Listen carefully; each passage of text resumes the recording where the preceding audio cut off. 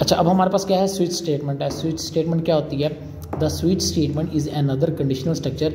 ये हमारे पास क्या है, कंडीशनल स्ट्रक्चर है। It is a good alternative of if else if, यानी कि जहाँ पे हम इफ़ एल्स इफ़ या नेस्टेड इफ़ इस्तेमाल कर रहे थे ना, अब उसकी जगह हम क्या इस्तेमाल कर सकते हैं, स्विच। ठीक है, it can easily use easily when there are many choices available and only one should be executed. ये हम वहाँ इस्तेमाल करते हैं जहाँ पे हमारे पास ऑप्शन ज़्यादा होते हैं, लेकिन हमने उनमें से एग्जीक्यूट सिर्फ एक ही करवाना है। ठीक है, जैसे फॉर एग्जांपल आप लोगों के पास मल्टीपल चॉइस के क्वेश्चन होते हैं ना, आपके पास ऑप्शंस काफ़ी सारे होते हैं, 4 होते हैं, आपने से सिलेक्ट क्या करना है, उनमें से सिर्फ एक ही करना है। ठीक है, ऐसे ही हमारे पास क्या है, स्विच स्टेटमेंट हम वहाँ इस्तेमाल करते हैं जहाँ पे ऑप्शंस आपके पास ज़्यादा अवेलेबल है, लेकिन आपने एग्जीक्यूट उनमें से क्या करना है, सिर्फ एक ही करना है।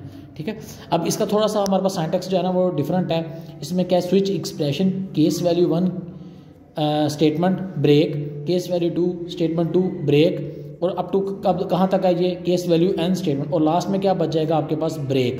और फिर वो क्या होता है हमारे पास, डिफ़ॉल्ट स्टेटमेंट जो भी हम देंगे, जैसे एल्स देते थे ना, एल्स में कोई कंडीशन नहीं होती थी, यहाँ पे क्या आ जाएगा, डिफ़ॉल्ट आ जाएगा, फ़र्क सिर्फ ये है। ओके, इसमें क्या होगा, हमने केस बनाने हैं। ठीक है, अब जैसा कि क्या है हमारे पास, ये एक एग्जाम्पल है। क्या एग्जाम्पल है हमारे पास, the following example input a week day.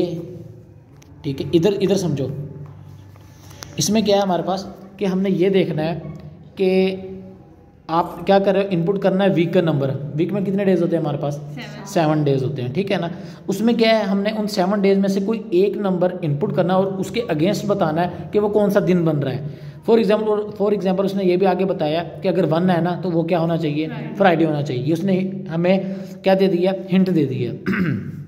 एक नंबर हमने इनपुट लिया, मैसेज शो करवाया, enter a number of week day, कि आप कौन सा नंबर जो है वो इनपुट करना चाह रहे हो। ठीक, आपने इनपुट कर लिया, एन के अंदर क्या ले ली, इनपुट। जो वेरिएबल आपने यहाँ लिया हुआ है ना, वही कहाँ आएगा, स्विच के इस ब्रैकेट्स के अंदर। आ रही है मेरी बात समझ? जैसे यहाँ पे n है तो यहाँ पे क्या आएगा, n, कोई जो भी वेरिएबल आप यूज़ कर लोगे वही क्या आएगा, यहाँ पे आएगा।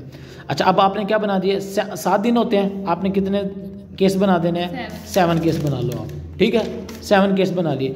केस वन अगर होगा, यानी कि n की वैल्यू 1 होगी तो क्या है, आना चाहिए हमें, फ्राइडे। ठीक है, उसके बाद हर केस के बाद क्या लगाना है आपने, ब्रेक। क्या लगाना है, ब्रेक। ब्रेक का यहाँ पे मतलब ये है कि ये केस यहाँ पे ख़त्म हो चुका है। ओके, अच्छा, 2 आ गया, सैटरडे, इस तरह Sunday, Friday, Monday, Tuesday, Wednesday, और लास्ट क्या आपके पास आ गया, थर्सडे आ गया। ठीक है, जैसे हमने एल्स के अंदर लास्ट में अपनी कंडीशन देते हैं ना, लास्ट एल्स के अंदर कंडीशन नहीं होती, एल्स के अंदर हम लास्ट में स्टेटमेंट देते हैं। अब देखो, उसने प्रोग्राम के अंदर क्या इनपुट करने का कहा था, वीक में से 7 डेज में से हमने कोई एक नंबर इनपुट करना है। इट्स मीन कि आपने इन 7 में से नहीं इनपुट किया, आपने 8 दबा दिए कीबोर्ड से, तो वो आपने क्या किया है, गलत किया है। तो वो उसी के लिए हम क्या करेंगे, इनवैलिड नंबर, कि अगर पहले 7 में से कोई नंबर होता तो आपको पता चल जाता आसानी से कि ये हमारे पास 1 है तो फ्राइडे है, 2 है तो सैटरडे है, 3 है तो क्या है, संडे है। ठीक है, तो लास्ट हमारा, अगर आपने इन 7 में से नहीं दिए, इट्स मीन कि आपने कोई गलत नंबर इनपुट किया है।